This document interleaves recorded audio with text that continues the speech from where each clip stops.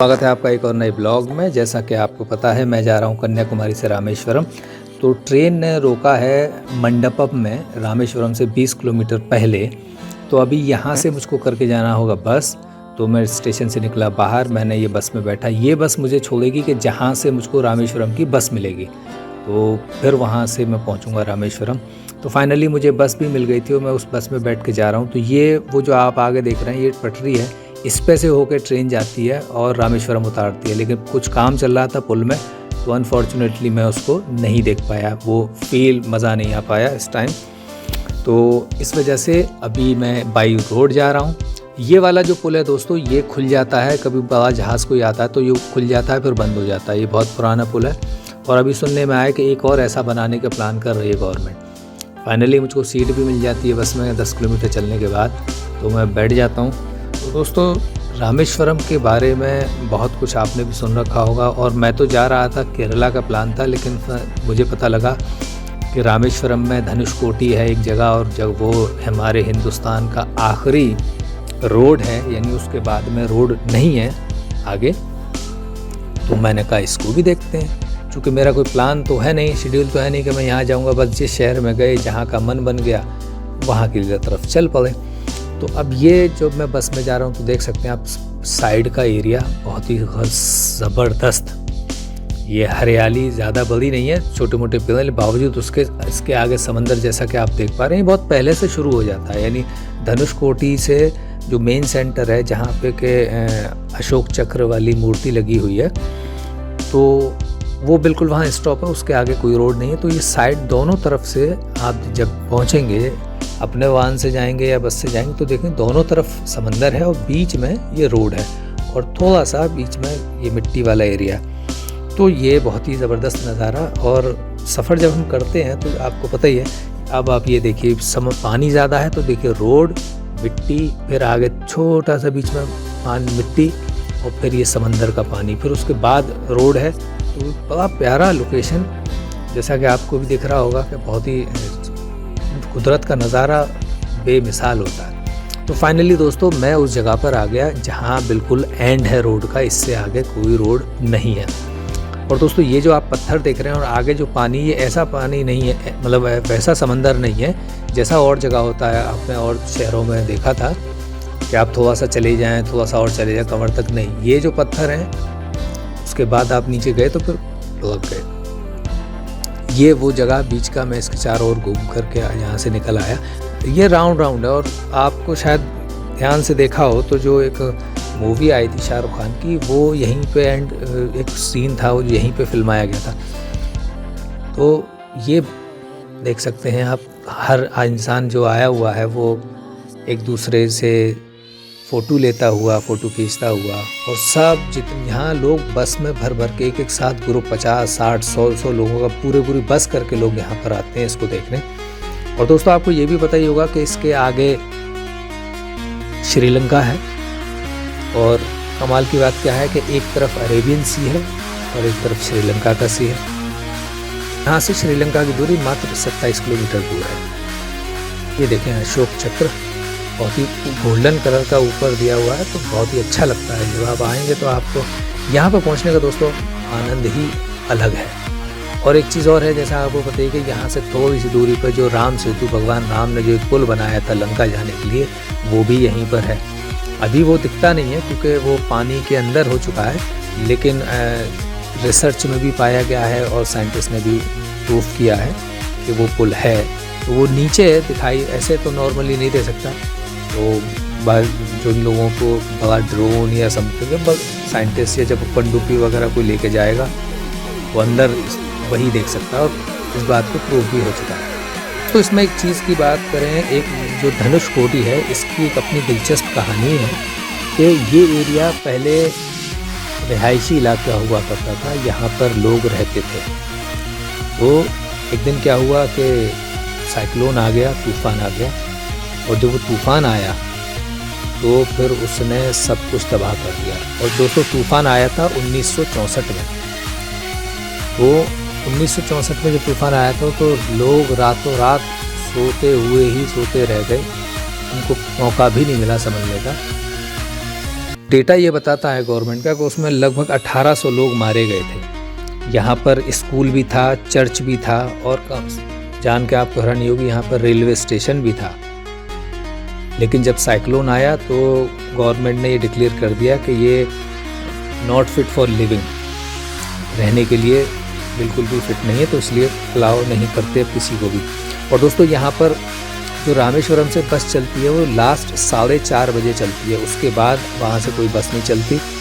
उसके बाद सिर्फ अगर आप आ सकते हैं तो आपके पास अगर कोई व्हीकल है तो चांसेस कम है तो उसको भी ना आने दें, वहीं रोक देते हैं। लेकिन अगर आपके पास अपना व्हीकल है तो हो सकता है कि आप 5 बजे भी आएँ तो आ सकते हैं, लेकिन लास्ट 6 बजे के बाद यहाँ कोई नहीं रहता, सबको खाली करके जाना होता है, क्योंकि ठीक नहीं है और ये रिस्ट्रिक्शन है गवर्नमेंट की तरफ से।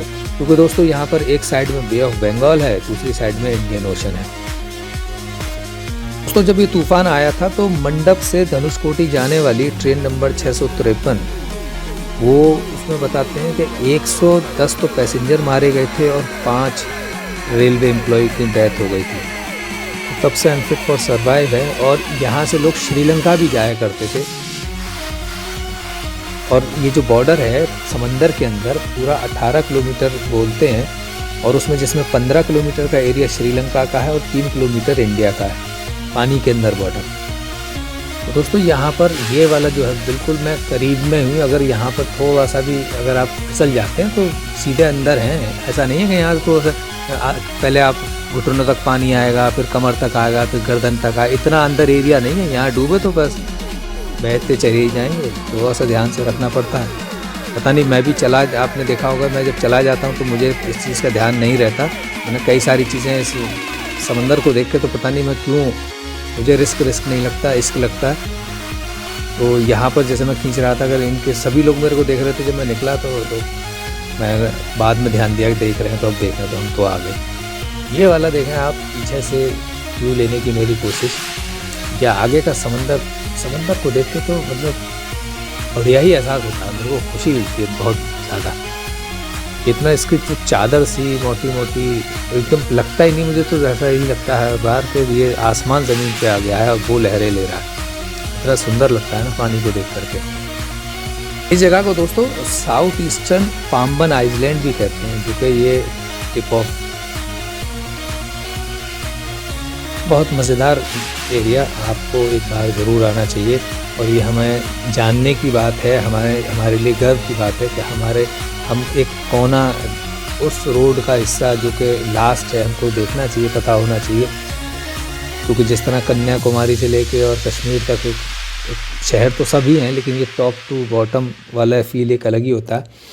अभी आप ये देख सकते हैं, ये मस्त व्यू, मतलब ये इतना मुझे पता नहीं था कि इतना अच्छा लगेगा, लेकिन आप देख सकते हैं कितना बढ़िया फील। और यहाँ पर बस शब्द कम है और फीलिंग ही फीलिंग है। आप महसूस करके देखिए कि मैं क्या महसूस कर रहा हूँ इसमें। मेरे महसूस में अपना महसूस मिलाइए और बस मज़े लीजिए। दोस्तों यहाँ बैठकर सोचने का एक फ़ायदा है कि आप सोचते कुछ नहीं है, बस आप सुकून में आ जाते हैं, यानी सोचने वाला पैटर्न ही ख़त्म हो जाता है। यहाँ सिर्फ आपको थेरेपी चल रही होती है, स्पिरिचुअल थेरेपी। दोस्तों यहाँ से लोग सफ़र जो चलता था श्रीलंका की तरफ, ट्रेन भी चला करती थी वहाँ से। मात्र श्रीलंका जैसे बताया मैंने 27 किलोमीटर दूर है, लेकिन अब थोड़ा सा नहीं जा सकते।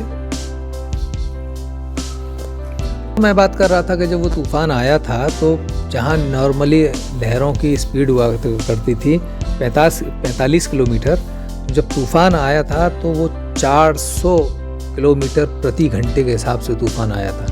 और इतनी स्पीड में ट्रेन, स्कूल, कॉलेज, चर्च सभी डूब गए, ख़त्म हो गए। बस बताते हैं कुछ चीज़ें के अवशेष बचे हुए हैं, जैसे एक तो मंदिर को कुछ नहीं हुआ, और जो यहाँ पर बहुत पुराना चर्च था वो भी है, मतलब पहले जैसी कंडीशन में नहीं है, लेकिन उसके भी अवशेष हैं। और बाकी के तो सब, जैसे ट्रेन की पटरी वो धुंधली कहीं हल्की फुल्का दिख जाएगा, या जो हॉस्पिटल थे, स्कूल थे, उनके कुछ निशान बाकी हैं। बाकी तो कुछ बचा ही नहीं, ना इंसान ही नहीं बचे। तो इसलिए यहाँ पर, लेकिन हाँ जब आप जाएंगे तो आप देखेंगे कि कुछ लोग दुकानें कुछ छोटी मोटी लगा लेते हैं, तो वो आपको मिल जाएंगे। लेकिन वो लोग भी यहाँ नहीं रहते, बस अपना दुकान लगाते हैं, उसमें सामान बेचते हैं, लेकिन रहने पर वो कहीं और जाते हैं। तो लीगली भी अलाउ नहीं है, तो लेकिन यह है कि पर्यटक आते हैं तो उनके हिसाब से उनका कुछ कारोबार हो जाता है, ये अच्छी बात है। ये मेरी कोशिश कि मैं इसको ज़्यादा से ज़्यादा कैप्चर कर सकूं अपने कैमरे में और मैं आप लोगों के साथ शेयर कर सकूं, इसीलिए मैं एक एक मोमेंट को मैंने कई बार उसको रिकॉर्ड किया कि बेस्ट एंगल हो सके बढ़िया वाला। तो मुझे ये यहाँ आकर के ये देखने के बाद बहुत अच्छा महसूस भी हुआ और बहुत अच्छा भी लगा। तो उम्मीद करता हूँ कि ये वाला सफ़र आपको पसंद आया होगा। दोस्तों, ये वो जगह है जो आसपास लगा रखे हैं रेतों पर ये कुछ मकान और कुछ दुकानें हैं। यही वो जगह हुआ करती थी पहले, जो पूरा बहुत बसा हुआ शहर था, लेकिन अभी बस खंडर टाइप है ये कुछ दुकानें, जैसा मैं बता रहा था। तो दोस्तों, उम्मीद करता हूँ कि ये वाला सफ़र आपको पसंद आया होगा। इसमें जो भी कमी या कुछ भी बताना हो तो आप अपनी राय दीजिएगा। धनुषकोटी लाइट हाउस जो मेरे आपने पीछे देखा, इसमें आप जा सकते हैं, ये भी खुला रहता है सुबह 10 बजे से शाम के 1 बजे तक और 2:30 बजे से 5 बजे तक। इसका टिकट 5 रुपये का होता है, मंडे को ये बंद रहता है। उम्मीद करता हूँ ये सफ़र आपको पसंद आया होगा। तब तक रखिए आप अपना ख्याल और अपनों का ख्याल। मिलते हैं अगले ब्लॉग में।